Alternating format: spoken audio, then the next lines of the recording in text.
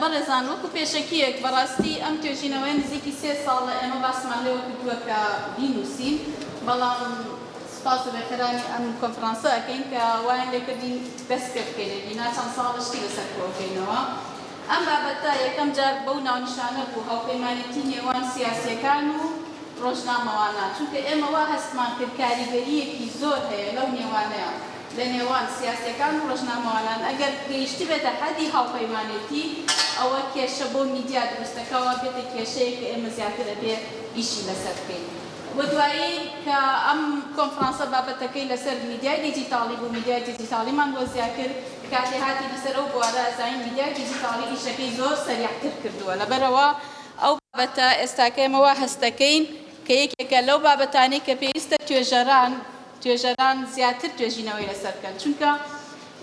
ئەگەر نەڵێن بەداخەوە تا ئێستا هیچ ینی بەدڵنیاییەوە هیچ توێژینەوەیەکی کوردی لەسەر ئەم بوارە نییە. یعنی ئەمە سەرچاوانەی کە بەکارمان هێناوە زۆربەی ئینگلیزی و هەندێکی زۆر کەمی عەرەبیە. لەوانەیە بڵێن گرنگی ئەم توێژینەوەیە لە چیایە؟ بێگومان ئێمە هەمیشە باسمان لە سەربەخۆیی میدیا کردووە، میدیای ئازاد کردووە و هەمیشە ئەڵێین کوردستان لەم پەراویزی ئازادیە لەوانەیە باس لە میدیای ئازاد بکەین یا ئازادی ڕۆژنامەوانی بکەین،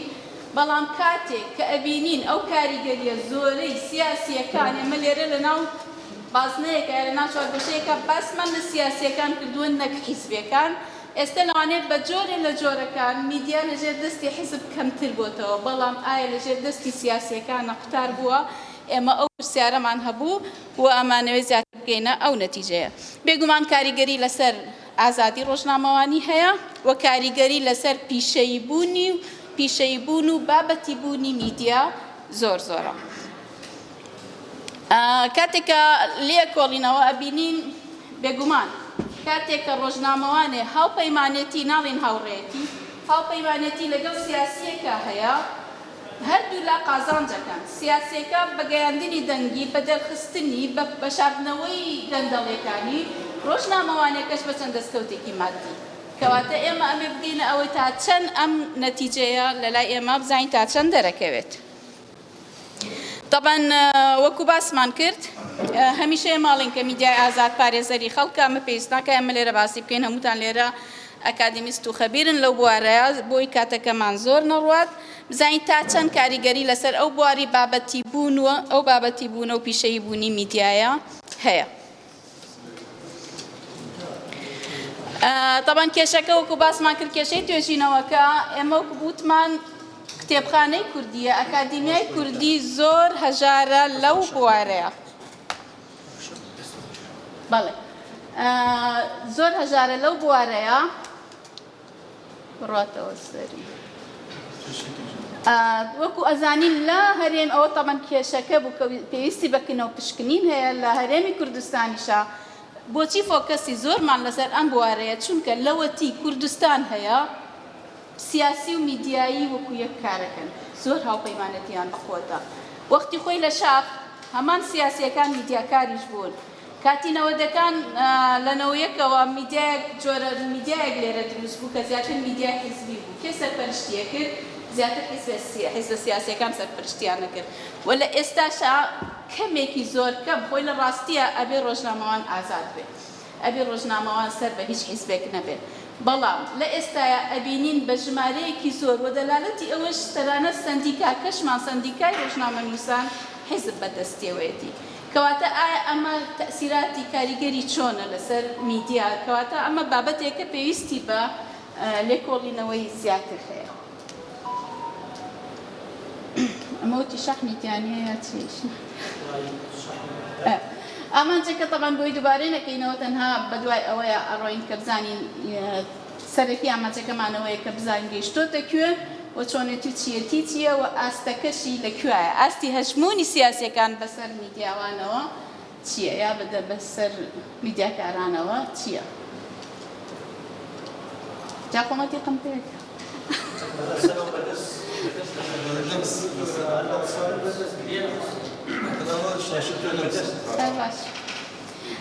طبعاً ئەمە یەک دووی ڕۆیشت ڕێباز و ڕێکاری توێژینەوەکەمان دوو ڕێبازمان بەکارهێناوەیان یەکەمیان تەنها زۆرە دووەمیان تەنها ڕێکخستنی داتاکانە ئەویش چاوپێکەوتنی ئیندەبس ئینتەرویوەکە ئینتەرویومان لەگەڵ 7 کەسایەتی میدیا ناوبانگی میدیا کردووە کە 5 سەرنووسەری پەیجە ئەلەکترۆنیەکان بوون و دوانیشیان لە ناو ڕێکخراوەکە ڕێکخراوە میدیایەکانە ئیشیان کردووە و ئێمە تیماتیک ئەنالیسیسمان بەکارهێناوە ئەو داتانەی کە لە بەردەستمانە بۆ چەند ڕیمێکمان لێ دروست کردووە چەند مۆزوعێکمان لێ دروست کردووە بۆ شیکردنەوە. طبعا ئێمە زیاتر لەسەر ئەمە ئەڕۆین کە تیۆرینامەی توێژینەوەکە کە هەمیشە باس لەوەکەین کە میدیا لە کوردستانە بەڕاستی مۆدێلێکی زۆر زۆر جیاوازە. بە حکمی گەڕانمان بۆ خوێندن بۆ ئەو وڵاتانی کە ڕۆیشتوین ئەم مۆدیلەی ئێستا لە کوردستانە هەیە لە کەم وڵاتە هەیە. یعنی ئێمە زۆر جار من لە باسی تێزی دکتۆراکەمە باسمان لە مۆدێلی ئایا ئەو سیستمانە هەرچەندە قسە هەیە لەسەر ئەو 4 تیۆری سیستمەکانی میدیا بەڵام ئێستاکە لە بینی 3 تیۆریایەت و ئەڕات هەرچەندە تیۆری 4ەم کەس قسەی لەسەر ناکات چونکە هیچ وڵاتی ناتوانێت پاڵپێشەی ئەوە بکات کە تیۆری بەرپرسیارەتی کۆمەڵایەتی جێبەجێیەکە بەڵام لە نێوان تیۆری سۆڤیەتە کە بەداخەوە ئێستا میدیا خەریکە ئەچێتەوە ئەو بوارەکەوە میدیا وەکو توڵێکە بەدەستئیس بەوە و تیۆری دەسەڵاتدارەتیش بڵ دەسەڵاتیش هەژمونی سیاسەکان هەیەە بە هەمان شێوە و پەراوێزێکی تیۆری ئازادیش هەیە کەواتە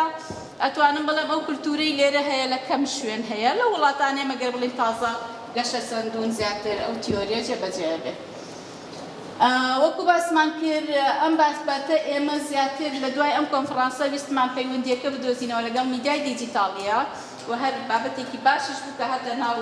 توێژینەوەکەمان بەڕاستی میدیای دیجیتاڵی پەیوەندیەکەی زۆر تۆقتر کردووەتەوە.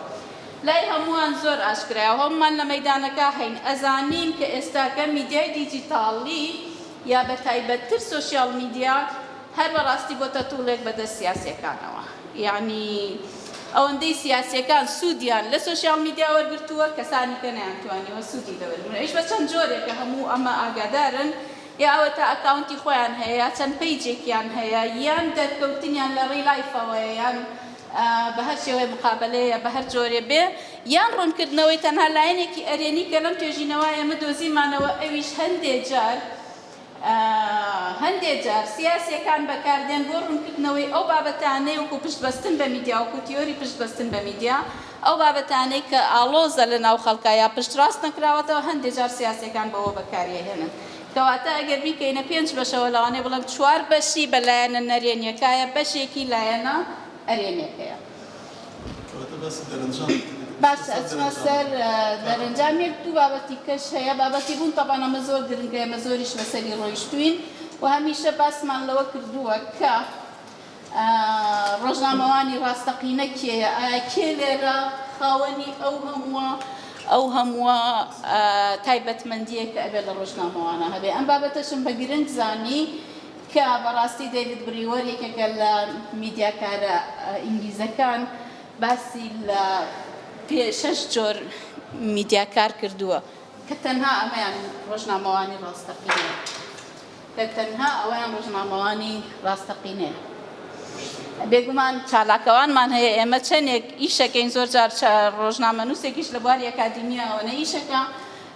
ڕاوکەرمان هەیە کە تەنها بە شوێن نقطەی سەلبی ئەگەڕێ هاوڕێمان هەیە کە باسی یەکەین تەنها ئیشی هاوڕێتیە مەسلحەتە لەگەڵ سیاسی و لەگەڵ خاوەن دەسەڵاتە حیزبیمان هەیە بەرژەوەندی خوازمان هەیە و لەگەڵ ڕاستەقینەمان هەیە کە ئەوە تەنها جۆرێکە کە ئەبێ میدیاکاری ڕاستەقینە ئەبێ وابێ. ئەمە باسم کرد کە هۆکاری ئەم هاوپەیمانێتیە چییە ئەگەڕێتەوە بۆ لایەنێکی مێژووی کورد کە لە سەرەتاوە کاتێ خەباتی کورد دروست بووە میدیا وەکو توڵێ بۆ بەدەست سیاسیەکانەوە. طبعا وتمان ڕێماتیک ئەنالیسیسمان بەکارهێناوە کە لەبەر کەمیکات باسی ناکەین بەس لەسەر ئەم تەوەرانە ئێمە ڕۆیشتوین لە کاتی دەیتا ئەنالیسیسە. پەیوەندی نێوان ڕۆژنامەوان و سیاسیەکان لە هەرێمی کوردستانە خاوەندارێتی میدیا لەلایەن سیاسیەکان و سەرچاوی زانیاری و کوتمەوە تەنها توڵە کە ئێمە سوودی لێ ببینیت ئەم بەشانەی کە ئێمە لەسەر ئەم بەشانە شیکاریمان کردووە. وەکو دکتۆر بەهادین وتی پەلەم لێ ئەکا دێنە سەر دەرەنجامەکانی توێژینەوەکە گەیشتینە چەند دەرەنجامێک کە لە 5 خاڵا ئێمە لێرە دامانناوە ئەویش دەرکەوت کە پەیوەندەکانی نێوانی ڕۆژنامەوان و سیاسەکان لە هەرێمی کوردستانە پەیوەندی هاوڕێتی و ڕۆشتۆ بۆ هاوپەیمانێتی واتە ئێمە لە شیکردنەوەکەشە باسمان لەوە کردووە ئەگەر کاتێک دوو هێزی بەهێز دوو هێز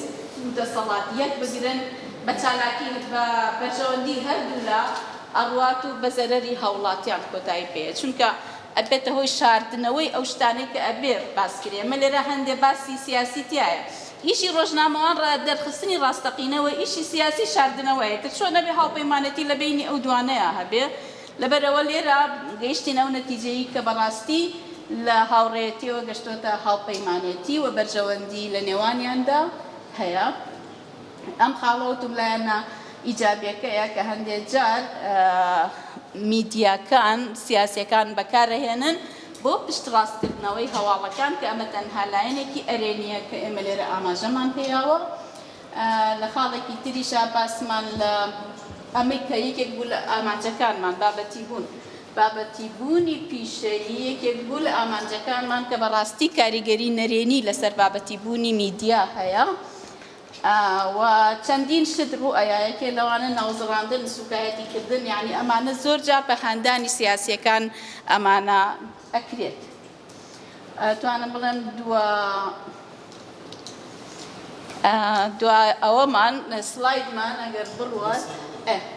هەژمونی سیاسیەکان وەکوتمان هەژمونەکەی زۆر زۆرە بەسەر میدیاوە و ئەمە لای هەمووانیش ئاشکرایە کە ئێستاکە هەر سیاسیەک ئەبینی ئەگەر خاوەنی پەیجێ نەبێ خاوەنی 5-6 پێیج ئەگەر نەگەشت بێتە دەیان پێیجکە بەکارهێنێ بۆچی تەنها بۆ ڕیکلامکردنە بۆ خۆی کەواتە میدیا ئێمە هەمیشە ئێمە بانگەشەی ئازادی میدیاکەین لە کوردستانە کەواتە میدیا گەڕاوەتەوە بۆ سەردەمی سۆڤێت بۆ ئەو تیۆریە کە سۆڤێت ناوی هێناوە بە شێوازێکی تریش باسمان لە میدیای دیجیتاڵی کرد کە بە هەمان شێوە بەو جۆرە کاریگەری هەبووە. سپاس بۆ ئامادەبوونتان.